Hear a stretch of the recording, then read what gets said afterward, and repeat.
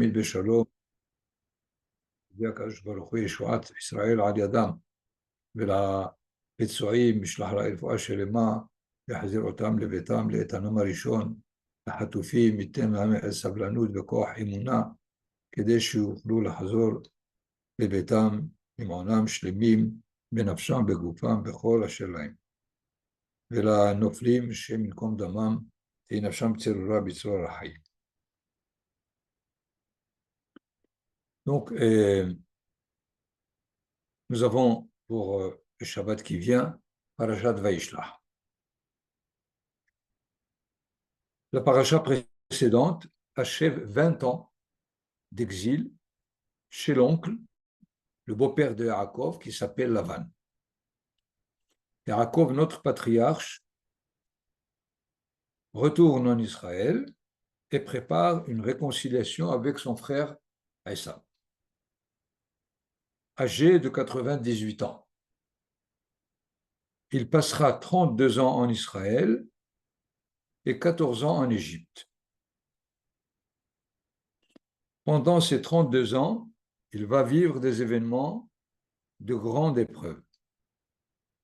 La rencontre avec Esav, l'enlèvement de Dina, sa fille, et la haine entre Yosef et ses frères, qui vont le secouer, d'abord par le sort inconnu de Yosef, ensuite l'emprisonnement de Shimon en Égypte, et en dernier lieu, consentir à laisser Binyamin descendre en Égypte dans le brouillard qui entoure toute cette tension entre Yosef et ses frères. On pourrait dire, moralité, Yaakov a plus de problèmes en Israël qu'en exil. À bon entendeur, celui qui croit venir en Israël pour ne pas avoir de problème, je pense qu'il devrait réfléchir un peu plus. Évidemment, nous allons essayer de tirer quelques enseignements des deux événements principaux de notre paracha, en ce qui concerne évidemment notre époque, notre génération, comme chaque génération devrait le faire. De ne pas lire, étudier la paracha comme des événements passés. Évidemment, le premier événement qui est la rencontre dont il prend l'initiative avec son frère Esav, qui était la raison pour laquelle il s'est enfui de sa maison natale vers la maison de Lavan. Comment Yaakov pense rencontrer son frère Esav? Comment prépare-t-il le face-à-face? Prenons donc le texte et on va essayer d'étudier quelques versets de ce texte lui-même. La paracha, évidemment, commence par Vaishlach Yaakov malachim lefanav el Esav ahiv arza seir sede Edom. Traduction, Jacob envoya des messagers en avant. Qu'est-ce que c'est en avant? Il pouvait les envoyer en arrière. Ça veut dire en avant. Et les fanav, ça ne veut pas dire en avant. C'était devant lui. D'ailleurs, c'est un problème. Et aussi, il a envoyé des messagers devant lui et pas derrière lui. Le mot les fanav est problématique. Il faut essayer de bien lui donner sa place. Ensuite, El Esav Ahib. Esav, son frère, mais on le sait. On va répéter déjà combien de fois? Arza Seir, c'est des Edom. Là aussi une répétition, puisque c'est des Edom, la campagne de Edom, ou les champs de Edom, étaient dans le pays de Seir. Il y a donc ici des répétitions et des mots qui sembleraient inexplicables, puisque Vaishlach Yaakov malachim lefanav, c'est sûr qu'ils sont devant lui, c'est sûr qu'il les envoie en avant, et donc le Midrash et Rashi va tenir compte d'une part, du mot malachim. Déjà, dans le Midrash, deux opinions. Malachim, elu shluchei basar vadam. Okay? Le mot malach ne veut pas dire dans toute la Torah des anges. Malach peut être aussi un messager, puisque les prophètes, par exemple, sont appelés des malachim. Et ce ne sont pas des anges, ils sont des envoyés de Hakadosh Baruch Hu pour Israël. C'est dans ce sens où le Midrash dit malachim elu shluchei basar vadam. Mais Rabbanan, les Hachamim disent malachim mamash. C'est des anges en bonne et due forme. Est-ce qu'il y a ici une controverse? Qu'est-ce qu'il a envoyé finalement? En plus, Rashi, qui Vaishlah Malachim, Vaishlah Yaakov Malachim, il rapporte l'opinion de Malachim Mamash. Alors que Rashi, il est pour le Pshat. On dit toujours qu'il donne le sens premier du mot, du texte. Comment il a choisi Davka Malachim Mamash. Il semble qu'il n'y a pas de controverse entre les deux opinions des messagers de chair et de sang, si on peut dire, en chair et en os, et des anges. Pourquoi? Parce que le Midrash nous prépare déjà au fait que Yaakov Avinu va avoir deux rencontres. Il va avoir une première rencontre avec l'envoyé céleste de Esav lui-même, et ensuite de rencontrer Esav lui-même. D'ailleurs, le Lefanav s'explique par la paracha qui est passée, puisque les derniers versets de la paracha passée nous disent que à la sortie, dès qu'il a quitté Lavan, il a rencontré deux camps d'anges. Et évidemment, d'où viennent ces deux camps? Rashi nous dit, à la lumière du Midrash, il avait les anges qui l'ont accompagné de Lavan jusqu'à l'entrée en Eretz Israël, et maintenant il a besoin des anges qui l'accompagnent en Eretz Israël. Donc, à la frontière, il a deux classes, deux groupes d'anges, et c'est pour cela qu'il dit qu'il a nommé l'endroit où il les a rencontrés Mahanaïm. Mahanaïm, ça veut dire deux camps. Donc, on peut dire maintenant, le Lefanav, Vaishlach Yaakov Malachim Lefanav, les Malachim qui étaient devant lui, puisqu'ils ne l'ont pas quitté. On ne nous dit pas que ceux qui l'ont accompagné jusqu'à la frontière l'ont quitté. Donc, de cela, il a envoyé, et donc, le Pshat, si on peut dire maintenant, devient Malachim Mamash. Mais, et bien évidemment, la mahloket, la discussion qu'il y a entre les deux opinions, et finalement pour compléter les deux messagers. Il doit envoyer les anges au prince céleste de Esav, il doit envoyer des émissaires, des messagers à Esav lui-même sur terre. Pourquoi Rashi choisit plutôt Malachim Mamash? Manitou Zecher Tzadik Livracha disait qu'il faut toujours avoir en tête que Rashi explique la Torah pour la génération dans laquelle il vit. Quand la cause de la génération n'est pas importante, évidemment, il rapporte le pshat. Mais là, il sait que toute la galoute des 2000 ans est essentiellement avec Édom, avec Rome, avec le christianisme, qui est Esav. Et dans ce sens, nous sommes obligés, dans le voisinage, de savoir comment devrait-on agir au niveau de cette relation avec Esav en Galout.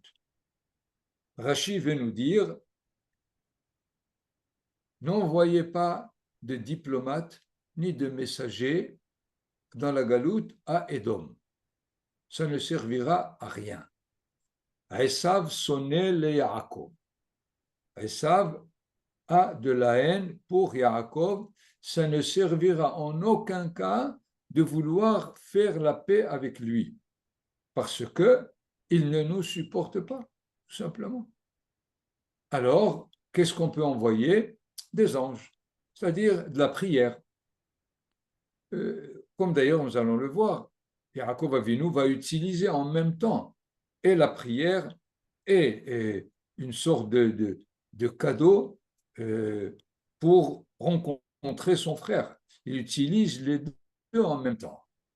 Mais Rashi a choisi l'opinion des Malachim Mamash par rapport à l'atmosphère, par rapport aux relations qui existaient entre et les Juifs en Galoute et évidemment les pays environnants qui étaient ashkénazes et qui étaient dirigés par le Esav d'Édom. Par contre, évidemment, ceux d'Afrique du Nord et des pays frontaliers d'Israël, nous avons rencontré beaucoup plus Ishmaël, et dans ce sens, la relation est évidemment différente. Dans ce sens, nous devons savoir comment est-ce qu'il s'est préparé. Et le texte nous dit, il s'est préparé dans 3 directions, avec 3 moyens. L'itfila, dans la prière, les doron, une offrande, si on peut dire, et la milhama, et à la guerre. D'où est-ce qu'on le sait? L'itfila minayin, sheneemar, hatzileni na miyad ahi miyad Esav. Sauve-moi de mon frère et de Esav. Les doron, le cadeau, sheneemar, ve'amarta le'avdecha le'Yaakov minha yisheluha l'adoni le'Esav. Tu diras, c'est-à-dire ceux qui ont pris le cadeau et se sont mis en route devant Yaakov, il leur a dit, dites à Esav, mon frère, que c'est une offrande de ton serviteur Yaakov. La milhama, est-ce qu'on le sait? Sheneemar, vayasem et hashefahot ve'et yadehem rishona, et le'a viladeha, il a mis les servantes, c'est-à-dire Bilha et Zilpa, en première ligne, derrière eux, Léa et les enfants, et derrière Rachel et Yosef, évidemment, et c'est-à-dire, il est en train de se préparer dans le cas d'une guerre pour qu'il puisse sauver ce qu'on peut sauver. S'il atteint les enfants de la servante, alors il pourra évidemment sauver les autres qui sont derrière. Ce qui est intéressant, c'est que Rashi va donner un autre ordre, c'est celui plutôt l'Edoron, l'Itfila ou le Milhama. Mais ce qui est assez étonnant, c'est que les versets de la guerre, ils précèdent déjà et la prière et l'offrande. Et voilà que le Midrash le met à la fin. Mais la fin, d'où est-ce qu'on sait que la guerre est déjà première? Des textes de la Torah dans lesquels il leur avait donc, dans le texte, il a donné ordre à ses messagers, vous parlerez ainsi à mon Seigneur, à Ésaü, ainsi parle ton serviteur Yaakov, j'ai séjourné chez Laban et prolongé mon séjour jusqu'à présent. Va et haradata, j'ai tardé à la limite. C'est pas j'ai prolongé, mais j'ai tardé. J'ai acquis bœuf et âne, menu bétail, esclaves, mâles et femelles. Je l'envoie annoncer à mon Seigneur pour obtenir faveur à ses yeux. Les messagers revinrent de Jacob, près de Jacob, en disant, nous sommes alliés, nous sommes allés trouver ton frère Ésaü, lui-même vient à ta rencontre et 400 hommes l'accompagnent. 400 hommes, pourquoi faire 400? Évidemment, la réaction, Jacob fut fort effrayé, plein d'anxiété. Il distribua à son monde le menu, le gros bétail et les chameaux en deux bandes. Et il disait, si Esav attaque l'une des bandes et la met en pièces, la bande restante deviendra une ressource. Donc, c'est qu'il s'est préparé déjà à la guerre, avant de se préparer à la prière et à l'offrande. Et voilà que le Midrash renverse. Il semble que le Midrash veut nous dire que même s'il s'est préparé, il n'a compris que la guerre à la fin. C'est-à-dire, il va essayer surtout de prier et de donner l'offrande, et la guerre sera, et en fin de compte, la dernière issue. Même s'il s'est préparé, les haramim disent aux générations qui viennent, d'abord, essayez avec de la diplomatie. Ensuite, vous aurez à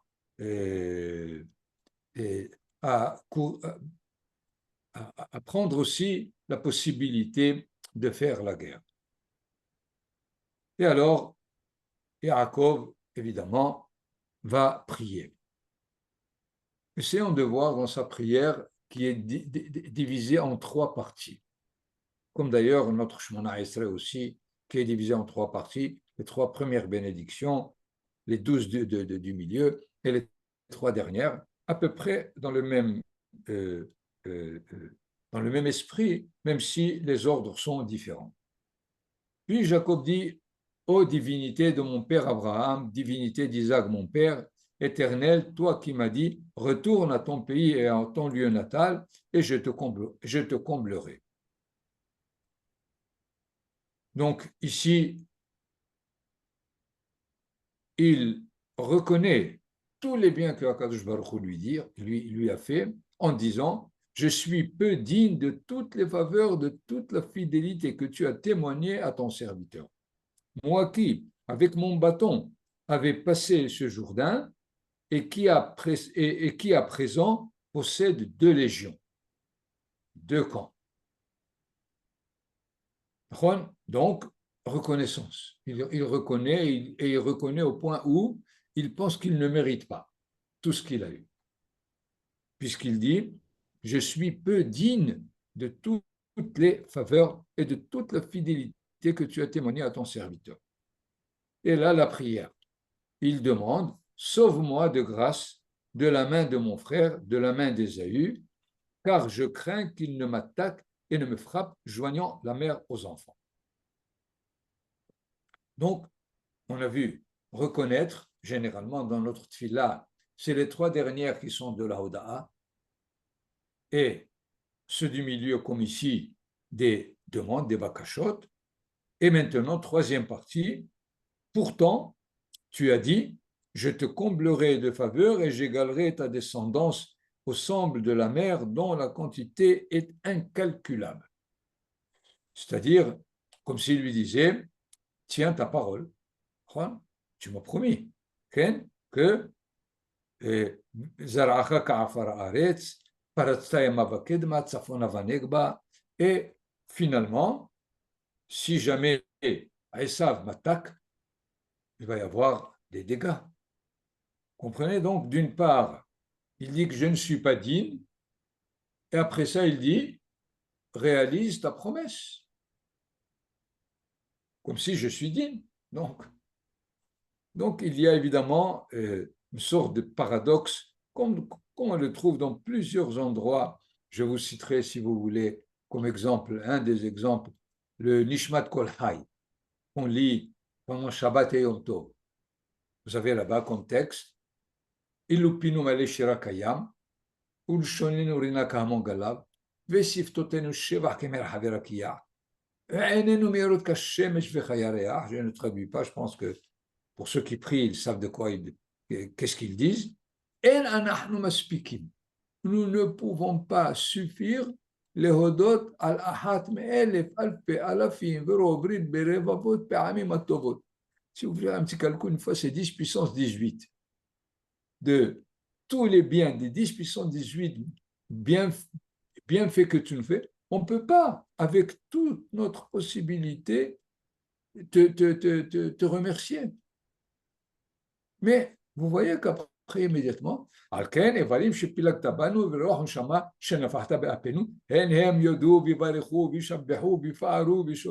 comment tout à l'heure tu as dit que tu ne peux même pas, et maintenant tu dis que tu peux. De quoi il s'agit? Non, il n'y a pas de paradoxe. C'est que si c'est notre bouche, si c'est notre main, si c'est nos pieds, évidemment, c'est difficile. Mais si c'est Evarim Shepilak Tabanu, les membres que tu as construits en nous,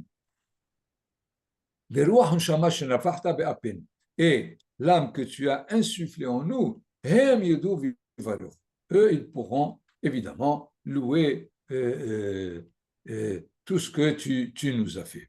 Donc, il n'y a pas a priori de contradiction, ça dépend de quel côté. Du côté de Yaakov, il pense qu'il n'est pas digne. Il a tardé chez Lavan. Il faut savoir d'ailleurs pourquoi il a tardé. Et en même temps, n'oublions pas que nous aussi, on a tardé 2000 ans. Okay? Et c'est là l'enseignement de base qu'il faut avoir dans le texte par rapport à nous. On ne nous dit pas seulement que Yaakov va tarder, mais pour nous dire, vous allez avoir la même attitude que lui. Et alors, vous devriez justifier pourquoi vous tardez en exil. Donc, revenons. Donc, de son côté, il pense qu'il n'est pas digne de toute la bonté de Hachem, mais du côté de Akadosh Baruch Hu, qu'il lui promet, il lui demande de tenir sa promesse. Évidemment, il se peut qu'il n'a pas assez de mérite pour que la promesse lui soit donnée, mais il rappelle quand même la parole divine. Donc, je voudrais juste une petite remarque à propos du fait qu'il a tardé. Et a priori, selon les textes de la paracha qui est précédente, il devait faire 21 ans chez Lavan, puisqu'il a fait 7 ans d'abord chez Lavan pour Léa, et il dit à Lavan pour Rachel, Od Sheva Shanim Acherot. Qu'est-ce que c'est Od Sheva Shanim Acherot? Sheva Shanim. Od, c'est-à-dire double. Or, il est resté que 20 ans, pas 21. A priori, il n'a pas tardé. Alors, pourquoi il dit qu'il a tardé? C'est qu'il a formulé quelque chose qui ne devait pas être légitime. 7 ans pour Rachel, 7 ans pour Léa, et finalement, parce qu'il aimait tellement Rachel, il était prêt à faire 14 ans. Donc c'est lui qui a causé le fait de tarder. Et alors, Dafka Manitouz Chetzadik Livracha essaye de trouver une sorte de raison peut-être valable, positive, pour les 2000 ans qu'on a passé en exil chez Esav, chez Edom. Quelle est la raison? C'est que, comme d'ailleurs maintenant avec Esav, il veut s'assurer que Esav est prêt de le rencontrer. Si l'autre n'est pas prêt d'être à la rencontre, alors il est inutile d'imaginer qu'on va se voir. Il s'agit de savoir comment préparer l'autre à ce qu'il soit d'accord de nous rencontrer. C'est pour cela que probablement notre exil a duré parce que les peuples n'étaient pas préparés, certainement avec l'Inquisition et les pogroms et tout ce que le Ham Israël a souffert chez les Goïms. C'est sûr que les Goïms n'ont jamais exprimé le fait de nous reconnaître comme Israël. Déjà, le christianisme nous a pris ce titre et il l'a donné à lui. Donc, il y a probablement une raison qui fait qu'on devait tarder parce que les peuples n'étaient pas, et l'humanité à la limite entière n'est pas prête de nous accepter. Mais Baruch Hashem, voilà qu'en revenant ici, une partie de l'humanité est prête à nous considérer comme étant ceux qui doivent retourner sur leur terre et nous devrions maintenant savoir comment gérer cette reconnaissance partielle pour faire à ce que notre mission soit remplie. Voilà donc sa préparation, comme nous avons dit, la prière, l'offrande et la guerre. Nous allons maintenant voir sa rencontre avec le prince céleste de Esav. Le texte nous dit, il établit là son gîte pour cette nuit et il choisit, dans ce qui se trouvait en sa possession, un hommage pour Ésaü, son frère. Et évidemment, Nathan, donne-nous le texte, le Vakasha. Voilà le texte. Il se trouve que Vaïvater Yaakov levado, avec Ish imo ad alot hashahar. Yaakov étant resté seul, un homme lutta avec lui jusqu'au lever de l'aube. Un homme lutta avec lui. Quel est cet homme? Les Hachamim sont évidemment déjà prêts à comprendre que c'était le prince de Esav, puisque déjà à la naissance, il nous est dit, plutôt, pas à la naissance, mais au moment où Yaakov et Esav vont avoir l'âge de 13 ans, Vayir Esav Ish Yodea Tsaïd Ish Sadeh, il y a Ish deux fois là-dedans, Yaakov Ishtam Yoshev Ohalim. Donc, avec Ish et Moad Alot Shahar, les Hachamim nous disent c'est cet ange. D'ailleurs, par la suite, on va bien comprendre que ce n'est pas un bandit des grands chemins qui a rencontré Yaakov parce qu'il s'est trouvé tout seul. Il a dit je vais profiter de le voler. La suite nous dit évidemment que c'était une lutte assez spécifique. Vayar kilo yacholo, il s'est rendu compte qu'il ne peut pas le vaincre. Vaïga bekaf yerecho, voyant qu'il ne pouvait pas le vaincre, il lui pressa la cuisse, Nathan, et la cuisse de Jacob se luxa tandis qu'il luttait avec lui. Donc, il a atteint à un endroit bien spécifique, c'est-à-dire, je dis bien spécifique, étant donné que la Torah veut nous dire plus tard, parce qu'il l'a atteint dans la cuisse, il ne faut pas manger le nerf sciatique, qui s'appelle guide anaché. Guide anaché, si on traduit littéralement, c'est le nerf de l'oubli. Kinashani Elohim et Amali, et Yosef appellera son fils Ménaché, parce que Hachem m'a fait oublier et Amali et Bet Avi, tout ce que j'ai souffert, et même la maison de mon père. C'est sûr qu'on devra rendre compte du fait qu'il a pressé dans la cuisse, c'est que ce qui est interdit, c'est le nerf de l'oubli. On peut dire déjà que l'atteindre dans la cuisse, c'est une atteinte dans les générations qui viennent, puisque c'est là où passe le flux de la procréation des générations à venir et surtout, Kidan Hashem, le nerf de l'oubli, c'est-à-dire que les descendants de Yaakov risquent d'oublier d'où est-ce qu'ils sont venus. Alors on leur interdit le nerf sciatique pour leur rappeler le risque de l'oubli. Continuons. Ibken, il dit, puisque c'était jusqu'à l'aube que cette lutte avait commencé et il voulait achever l'ange, il dit laisse-moi partir car l'aube est venue. Et alors, si l'aube est venue, il y a là évidemment plusieurs raisons. L'une d'elles, l'aube est venue, c'est-à-dire le temps de la Géoula est arrivé, et donc je me rends compte que je ne peux rien te faire.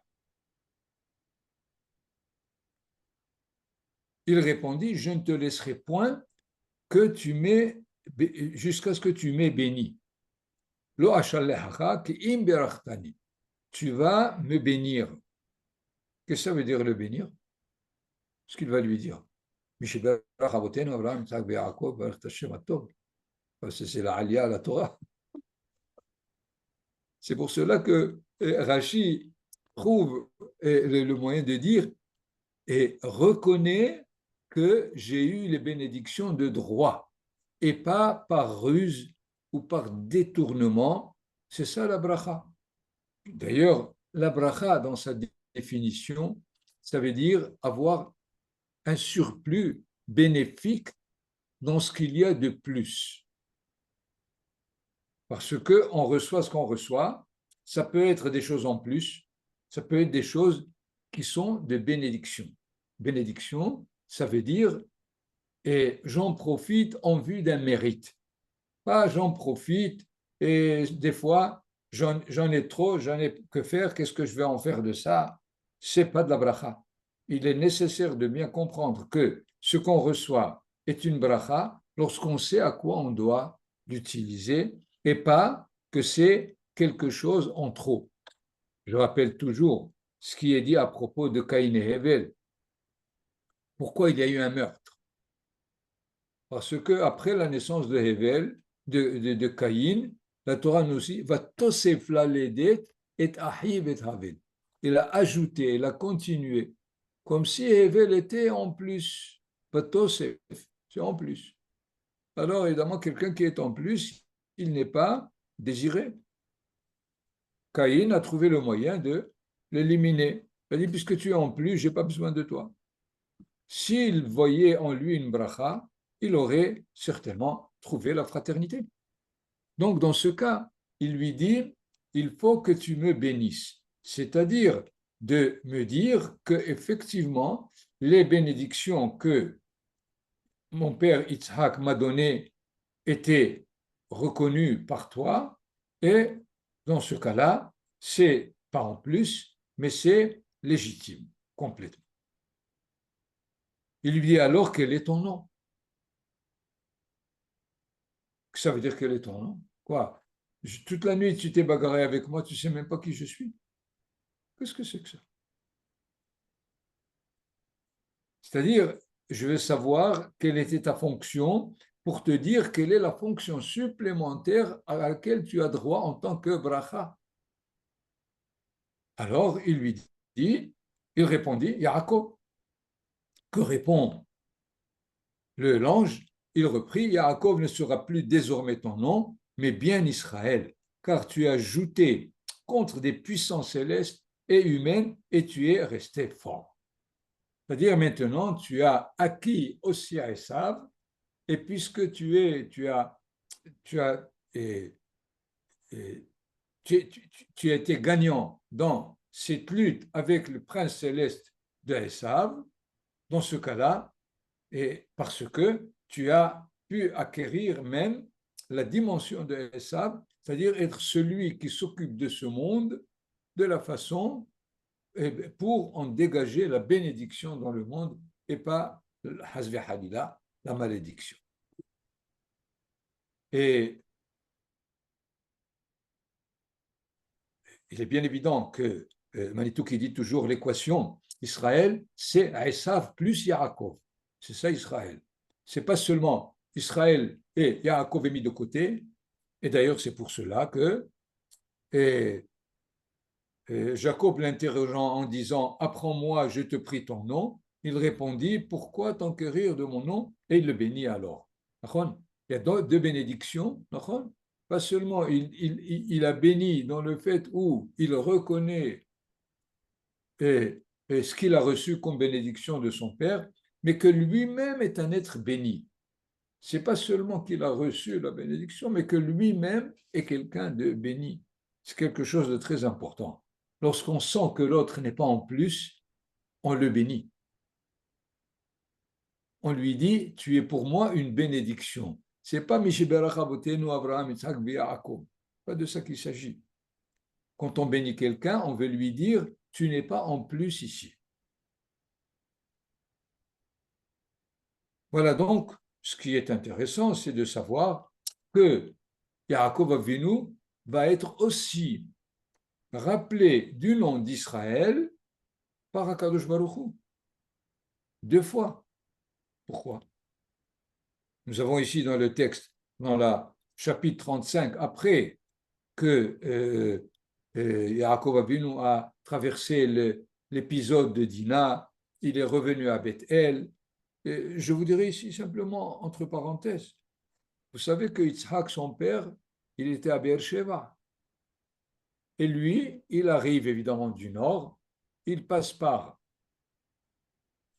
Shechem, il reste là-bas 1 an et demi, et son père qui l'attend. Qu'est-ce qu'il est en train de faire?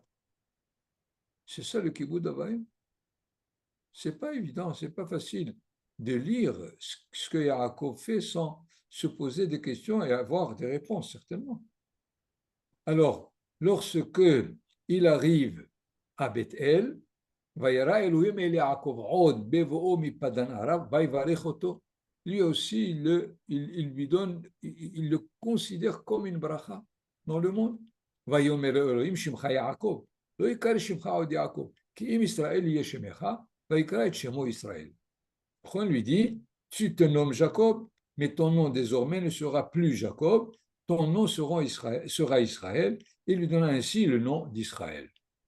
Dans ce cas-là, nous voyons que Akadosh Baruch Hu, mais ce n'était pas suffisant pour l'ange, que l'ange lui ait donné ce nom déjà. Pourquoi Akadosh Baruch Hu revient aussi pour le lui donner? Il y a eu beaucoup d'interprétations à ce propos parce que c'est vraiment une situation difficile à comprendre. Si Jacob a été nommé par l'ange, c'est un envoyé de Dieu. Alors pourquoi Kadosh Baruch Hu trouve aussi la raison d'accorder le nom d'Israël? Manitou donne comme réponse, il fallait une confirmation.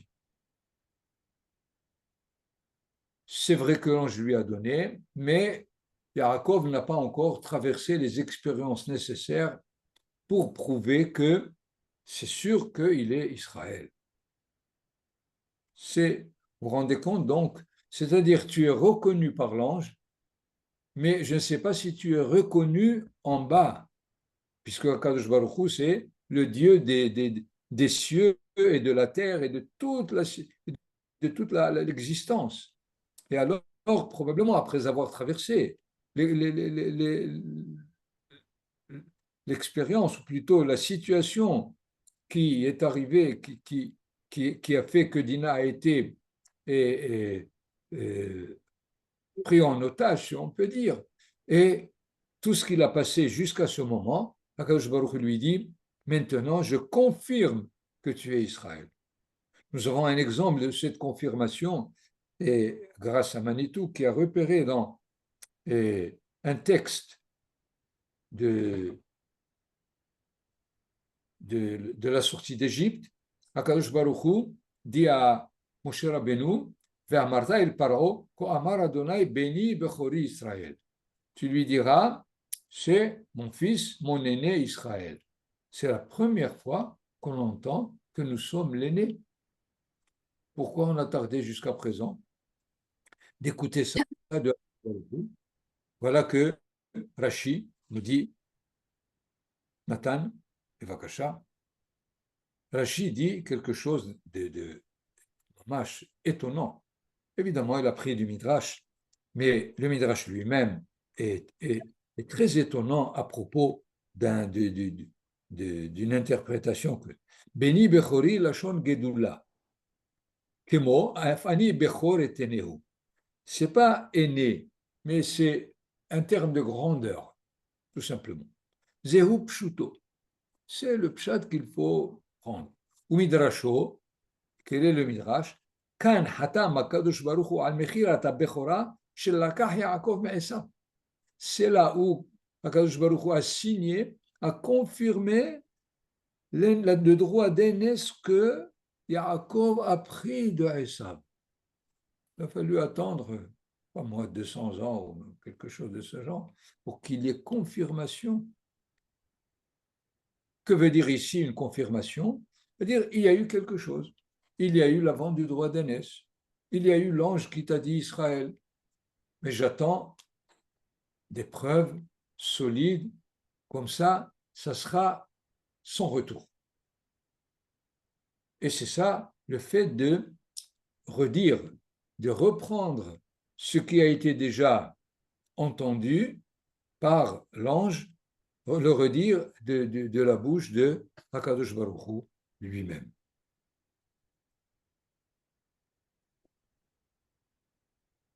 Donc, on laissera le sujet de Dina, les Hashem, pour l'an prochain, parce que c'est un sujet qui doit nous prendre au moins 1 heure. Au moins. Top. Bevakasha, si vous avez des questions, Shoshana ou Alex, Besimcha Rabba,